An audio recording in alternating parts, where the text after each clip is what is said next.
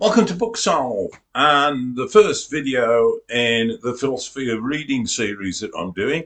And this one is called What is Reading? Now, after posting up the introduction to this series, I've taken far too long getting this first offering compiled and recorded.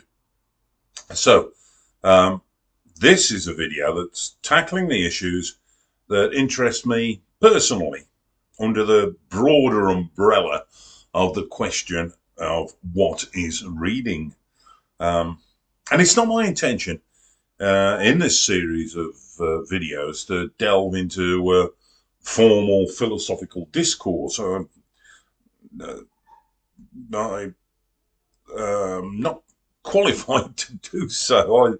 My understanding and knowledge of philosophy is that of I don't know, a casually interested layman. So, I've got some education in science or whatever, but I'm never done any deep research into philosophy. So these video essays, as I suppose you'd call them, are merely personal viewpoints argued from, well, an emotional and experiential basis rather than a formal logical one. I haven't got data or comprehensively academically researched sources to quote. Um, Although I'll make some reference to various writings people have made on the subject as we carry on through. And I am trying to be a little purposefully a tad controversial, so as to initiate a conversation on these subjects. And I'd encourage you and welcome anyone who's interested to please contribute with columns, with comments. That'd be fabulous. I'm trying to build the this channel and putting out as many videos as I possibly can, and hopefully some will be of some interest to a few people. The one thing that I would say is please make your comments clear. I don't care what you say about me, I suppose, but keep your comments clear of vulgarity. I abhor vulgarity, and any comment that's got such language in it, I'll just take it down. Now, reading is a weird activity, and one that is a relatively modern pursuit. We haven't been doing it for tens of thousands of years. I would think. I don't know. It's probably about, I don't know, 5,000 years, something like that, when we first started writing things down or inscribing things, and we started other people started having to interpret what those symbols meant. Um, anyway, um, there's an American neurologist, quite a famed and esteemed lady called Marianne Wolf, and her thesis in her 2007 book, which is called Proust and the Squid, The Story and Science of the Reading Brain, was that reading's not a natural function of the human brain, but a cultural invention that had to be laboriously acquired over generations and individually by each person. And she concludes that reading's a miraculous achievement of the human brain, and not a biological um, inevitability. And I very much agree with that viewpoint. And because of this, she argues that it needs to be nurtured, protected, and taught with care. And she goes on to say, especially in the digital age, but I think I don't want to go into that area at the moment in this video. I think that's something for a future video. But in reading, we take in text by visually apprehending it, and I would contend that listening to an audio recording is an entirely different activity, and that it is not equivalent in value to reading. Um, the, I'd say that the greater cognitive load that's occurred when you're reading as opposed to listening is supported by Marianne Wolf's work, and that neuroimaging actually shows that reading activates networks in the brain involved in symbolic reasoning, in inference. I've got notes. And long-term memory, and that these areas are less engaged in audio-only comprehension. And it seems to me pretty obvious that reading allows you to pause, to reread, to underline, to annotate and reflect, whereas audio, on the other hand, is temporal and continuous. And unless you rewind deliberately, it just moves on, often without giving time for a deep integration of ideas.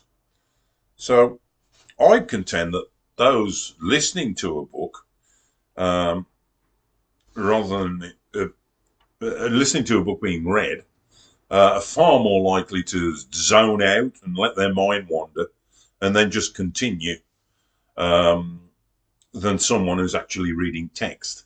If they let their mind wander, they are far more likely to go back a paragraph or go back a page and, oh, I'll have to read that again. I didn't really take it in. I think that people who are listening to an audio tape are far less likely to do that. They may do. I guess that some people who use it to go to sleep, and I do use audio to help me go to sleep, but I don't call it reading. It's just, it's usually something that I'm very familiar with. I'll put on an audio recording of I don't know, H.G. Wells' short story, or I don't know, just something that I know very well, and it'll lull me off to sleep, and I'll be asleep before I know where I am. Now, that experience leads me to think of audio as something that's soporific, that actually stops you thinking because it lulls you. That may not be your experience. It's mine, but it may not be yours. Now, Umberto Eco remarked that to read is to interpret, not merely to receive. And it seems to me that for an audiobook, someone's already started to do the interpretation for you. Audio recordings introduce tone, emotion, and cadence that can colour or limit your interpretation. And in contrast, reading lets you construct your own inner voice, and promotes personal and nuanced understanding of the text. Indeed, some people who read audiobooks, if not the majority of them, express a preference for a particular narrator. And that seems to me an inevitability that there'll be differences in the ability of different narrators, and to any listener is going to have personal preferences in terms of accent. I'm going to perhaps appreciate somebody who's talking in a Birmingham accent like this, Black Country, and perhaps have some prejudice against somebody who's using estuary English. But in terms of accent, in terms of tone, in terms of pitch, might prefer a female voice than a male voice, and the speed of delivery. Some people like gabbling, and that's how they take information and get exasperated with something that's really slow. Other people prefer something that's slow and get annoyed by something that's gabbled out quickly. And lastly, I'd refer to a quote from one of my very favourite books, If on a Winter's Night a Traveller by Italo Calvino. And that's namely that reading is solitude. And personally, I am hugely suspicious of people who claim to be able to read in noisy and distracting environments, or even when engaged on a totally separate task. And I insist that their attention must be fragmented, and that in truth they're not really reading as I would understand it, I guess. And I hold dear to the belief that reading fosters um, introspective, contemplative, contemplative states that are impossible to attain in distracting environments. And that, to me, those are one of the true rewards of reading. Now, I am not saying that listening to audiobooks is worthless. For not an insignificant number of people, it's an essential. They've got to. There are many reasons why a person might not be able to read a book and can only access authors' works through the means of audio. I don't need to list them here. I mean, it's obvious. Um, and I think I might even argue that someone who reads using Braille, there's a possibility of them reading with an even greater acuity than a visually able person reading text. Don't know. It'd be interesting to look that up and find out if there's any sort of research on that. It is possible that translating a sense of touch into meaning within the brain has the potential to open up a wider and deeper experience than the visual interpretive processes that we use when we're reading. It might not be capable of doing that. It's a thought. I don't know whether that would be true. Now, Daniel Willingham, a cognitive psychologist, argues that once decoding is removed from the equation, reading and listening tap into the same core language processing regions, especially the Wernicke's area and parts of the temporoparietal junction. Okay, now I see that argued lots and lots of times. That science shows us that reading and listening are comparable, that there's no difference. And I don't believe that's true. I would believe more what the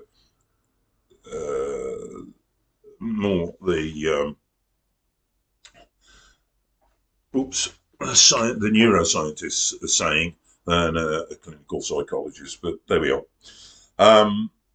Other counter arguments that I've heard might include that audio returns us to a communal, performative and rhythmic form of understanding that can be richer than solitary reading. And I think I agree with that. I think there is great value in communal listening to a story being told. Certainly we do that, don't we, with children a lot. As a former teacher, I know and understand the benefits of that way of taking in books. But the children who benefit from that and are listening to it are tied up in the story and get more involved in the tale. But it's not helping them to read. They don't get better at reading because of that. Not directly, anyway. I mean, to some extent, if they know exactly all the beats of, let's say, the Gruffalo, when they come to a text of it and try to read it, then they've got all that information clued in to help them do that interpretation of the text. So, again, I'm not saying it's not worth anything. It is. I'm just saying it is different to just reading.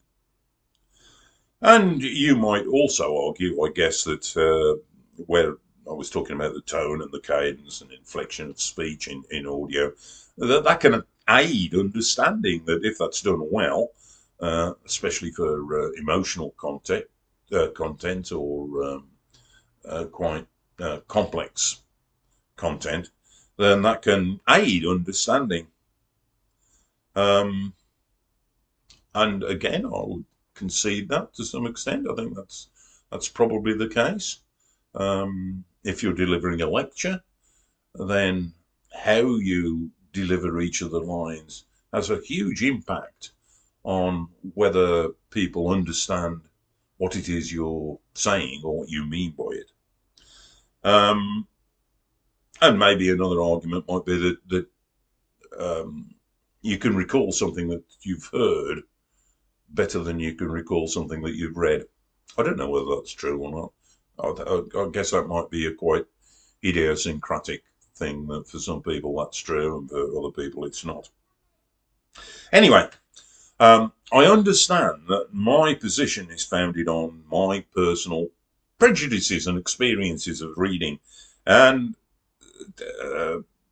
my preferences, and that might seem prejudicial to you. And so I'd like to throw it out there. What are your views? What would you argue? Or do you largely agree with me, but you'd like to add some further points? If the subject interests you, then please feel free to comment, and perhaps you have some entirely different point to raise under the umbrella question of what is reading. I've been pretty limited and specific here on one particular point about audiobooks, I suppose. And that's really only one aspect under this thing, but we've gone on, 17 minutes now? It's long enough. I can do all the videos under this same umbrella. Anyway, let me know if you have got something. Next up in this series will be, why do we read? It's trying to answer that question or talk around topics or issues that come up when we think about that question. But in the meantime, it's goodbye from Booksalve, and happy reading to you all. Bye-bye.